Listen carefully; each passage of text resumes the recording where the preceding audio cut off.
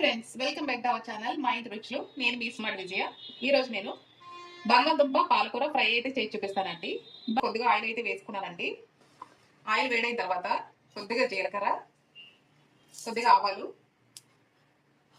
పచ్చిశనగపప్పు అండి, అలాగే దంచి పెట్టుకున్న వెల్లుల్లి. ఇప్పుడు ఇందులో ఉల్లిపాయ పచ్చిమిర్చి కూడా వేసుకుని బాగా ఫ్రై చేసుకోవాలండి. ఫ్రై అయిన తర్వాత టమాటా ముక్కలు కూడా వేసేసుకున్నామండి.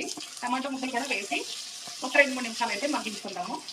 టమాటాలు మగ్గిన తర్వాత ఉడికించి పెట్టుకున్న బంగాళదుంపలు అండి, ఇవి కూడా వేసేసుకుందాము. బాగా కలిపేసుకున్న తర్వాత కొద్దిగా పసుపు, కొద్దిగా కారం, రుచికి సరిపడా ఉప్పు, ఇవన్నీ వేసుకుని బాగా కలిపేసుకోవాలండి. ముందుగా తరిగి పెట్టుకున్న పాలకూరను కూడా వేసేసుకుందాము. బాగా కలుపుకోవాలండి.